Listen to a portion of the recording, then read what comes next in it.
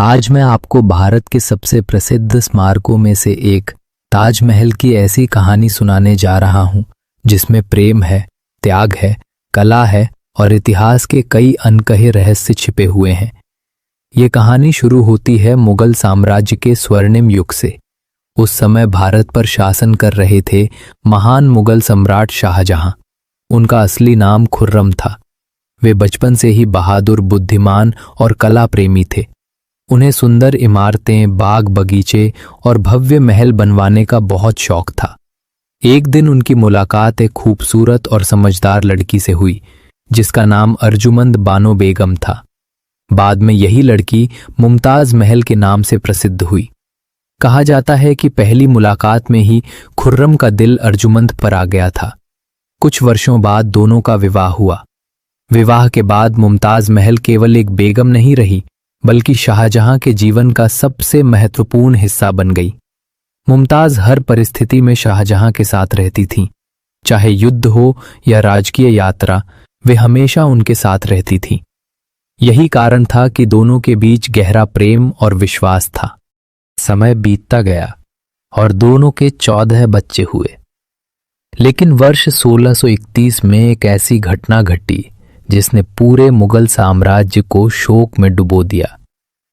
उस समय शाहजहां दक्षिण भारत में एक सैन्य अभियान पर थे। मुमताज भी उनके साथ थीं। वहीं अपने 14वें बच्चे को जन्म देते समय उनकी तबीयत अचानक बिगड़ गई। कई घंटे तक जीवन और मृत्यु के बीच संघर्ष करने के बाद मुमताज महल ने अंतिम सांस ली। कहते हैं कि मृत्यु से पहले उन्होंने शाहजहां से कुछ वचन लिए। उन्होंने कहा कि उनके बच्चों का ध्यान रखा जाए और ऐसा स्मारक बनाया जाए जिसे दुनिया कभी भूल न सके। जब मुमताज की मृत्यु हुई तो शाहजहां पूरी तरह टूट गए। कई इतिहासकारों के अनुसार उन्होंने महीनों तक सार्वजनिक जीवन से दूरी बना ली। उनके चेहरे की चमक गायब हो गई और वे गहरे दुख में डूब गए। लेकिन इसी दुख से एक ऐसा विचार जन्म लेने वाला था जो इतिहास में अमर हो जाता। शाहजहां ने फैसला किया कि वे अपनी प्रिय पत्नी की याद में एक ऐसा मकबरा बनवाएंगे जिसकी सुंदरता पूरी दुनिया में अद्वितीय होगी। यमुना नदी के किनारे आगरा में एक स्थान चुना गया।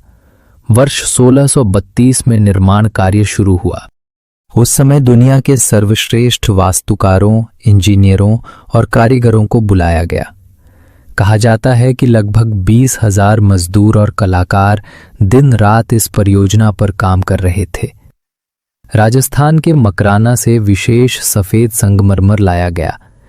यह संगमरमर इतना चमकदार था कि सूरज की रोशनी पड़ने पर मोती की तरह चमक उठता था। सिर्फ भारत ही नहीं बल्कि फारस, तुर्की, अफगानिस्तान और मध्य एशिया से भी दुर्लभ पत्थर मंगवाए गए। लाल, नीले, हरे और पीले रंग के बहुमूल्य पत्थरों को संगमरमर में जड़कर फूलों और बेलों की आकृतियां बनाई गईं। निर्माण के दौरान हजारों हाथियों का उपयोग किया गया। ये हाथी भारी संगमरमर और पत्थरों को एक स्थान से दूसरे स्थान तक पहुंचाते थे। ताजमहल का मुख्य गुंबद लगभग 73 मीटर ऊंचा है। इसके चारों ओर खड़ी 4 मीनारें इसकी भव्यता को और बढ़ाती हैं। लेकिन बहुत कम लोग जानते हैं कि इन मीनारों को बिल्कुल सीधा नहीं बनाया गया। इन्हें थोड़ा बाहर की ओर झुकाकर बनाया गया ताकि किसी प्राकृतिक आपदा की स्थिति में वे मुख्य मकबरे पर न गिरे। ताजमहल के अंदर मुमताज महल और बाद में शाहजहां की कब्र बनाई गई। हालांकि वास्तविक कब्रें नीचे के कक्ष में स्थित हैं, जबकि ऊपर दिखाई देने वाली कब्रें प्रतीकात्मक हैं। निर्माण कार्य लगभग 22 वर्षों तक चला। आखिरकार वर्ष 1653 में यह महान स्मारक पूरी तरह तैयार हुआ। जब पहली बार लोगों ने इसे देखा तो वे इसकी सुंदरता देखकर मंत्रमुग्ध रह गए। ऐसा लगता था मानो सफेद संगमरमर से कोई स्वर्गीय महल धरती पर उतर आया हो। ताजमहल की सबसे बड़ी विशेषता उसकी समरूपता है। यदि आप इसके किसी भी हिस्से को देखें तो लगभग हर चीज दूसरे हिस्से का प्रतिबिंब दिखाई देती है। यहाँ तक कि सामने बने जलकुंड में ताजमहल का प्रतिबिंब दिखाई देता है, जो इसकी सुंदरता को कई गुना बढ़ा देता है। रात के समय जब पूर्णिमा का चांद निकलता है, तब ताजमहल का दृश्य और भी अद्भुत हो जाता है। चांदनी संगमरमर पर पड़ती है और पूरा स्मारक चांदी की तरह चमकने लगता है। समय के साथ मुगल साम्राज्य कमजोर पड़ने लगा। शाहजहां के पुत्र औरंगजेब ने सत्ता संभाली। बाद में शाहजहां को आगरा के किले में नजरबंद कर दिया गया। कहा जाता है कि अपने जीवन के अंतिम वर्षों में शाहजहां रोज किले की खिड़की से ताजमहल को निहारा करते थे। वे अपनी प्रिय मुमताज की यादों में खोए रहते थे। 1666 में शाहजहां की मृत्यु हुई। उनकी इच्छा के अनुसार उन्हें भी मुमताज महल के पास ताजमहल में दफनाया गया। सदियां बीत गईं, अनेक शासक आए और गए, युद्ध हुए, साम्राज्य बदले, लेकिन ताजमहल आज भी उसी शान से खड़ा है।